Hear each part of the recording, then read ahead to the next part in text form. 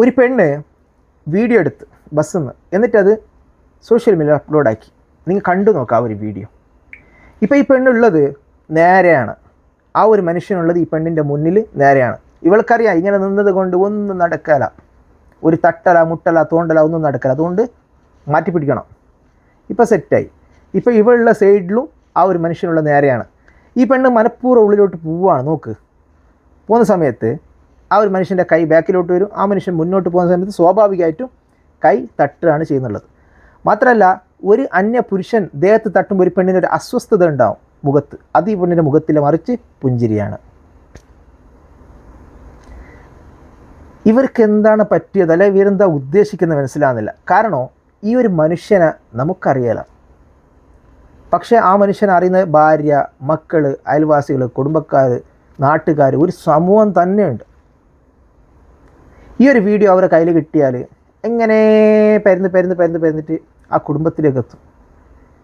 ഈ ആളെ മക്കളുണ്ടെങ്കിൽ ആ മക്കളെ കൂട്ടുകാരിലേക്ക് എത്തും. അവർ ചോദിക്കും, നിൻ്റെ ഉപ്പല്ലേ, അല്ലെങ്കിൽ നിൻ്റെ അച്ഛനല്ലേ, അല്ലെങ്കിൽ നിൻ്റെ അപ്പച്ചനല്ലേ, അല്ല അയാൾ ജാതി അറിയാല, എനിക്ക് മതം അറിയാല എന്നുകൊണ്ട് ഞാൻ പറയാണ്, ചോദിക്കാലേ.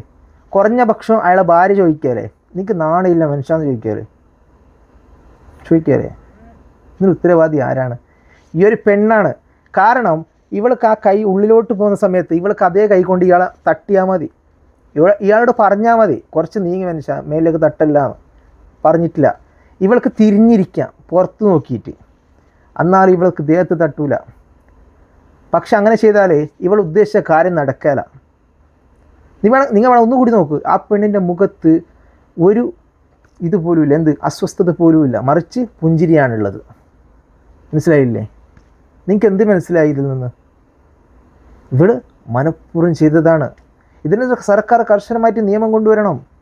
കാരണം സ്വന്തമായി കാറെടുക്കാൻ പൈസയില്ല, ഞങ്ങൾക്ക് ബസ് തന്നെയാണ് ശരണം, ബസ്സിൽ യാത്ര ചെയ്യണ്ടേ?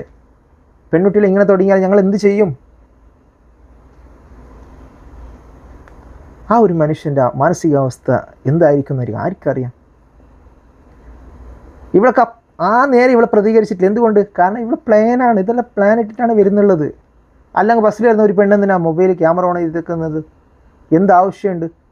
അതോ വല്ല പ്രശ്നം ഉണ്ടെങ്കിൽ അവിടെ നിന്ന് തന്നെ പ്രതികരിച്ചാൽ പോരെ, അവിടെ തന്നെ പ്രശ്നം ഉണ്ടാക്കിയാൽ പോരെ? അത് പറ്റൂല. കാരണം അയാൾ നിരപരാധിയാണ്. പണ്ടൊരു ചെല്ലുണ്ട്, എന്തെന്ന് പറഞ്ഞാൽ മകൻ മരിച്ചാലും സാരമില്ല, മരുമോളെ കണ്ണീര് കണ്ടാൽ മതി, ഇവർക്ക് റീച്ച് കിട്ടിയാൽ മതി, അതാണ് ഇവർക്ക് വേണ്ടത്. ഒന്ന് ശ്രദ്ധിച്ച് നോക്കല്ലേ നിങ്ങൾ, ആ ഒരു മനുഷ്യൻ്റെ കയ്യിലേ ഇങ്ങനെയാണ് ഉള്ളത്, ഇങ്ങനെ സ്ട്രൈറ്റ് അല്ല ഉള്ളത്, ഇങ്ങനെയുള്ളതാണ്. അപ്പോൾ അതിനർത്ഥം കയ്യിലെന്തോ ഒരു കവർ അല്ലെങ്കിൽ ബാഗ് അല്ലെങ്കിൽ വേറെ എന്തെങ്കിലും കയ്യിലുണ്ട്. അതും കുറച്ച് വെയിറ്റുള്ള സാധനമായി, അതുകൊണ്ടാണ് ഇങ്ങനെ പിടിച്ചിരുന്നത്. അല്ലെങ്കിൽ നമ്മൾ സാധാരണ ഇങ്ങനെയല്ല പിടിക്കുക, വെയിറ്റ് ഇല്ലാത്തത്. അത് വെയിറ്റ് ഉണ്ടോ, അതാണ് ഇങ്ങനെ പിടിച്ചിരുന്നത്, കുറച്ചോ പൊക്കി പിടിച്ചിരുന്നത്.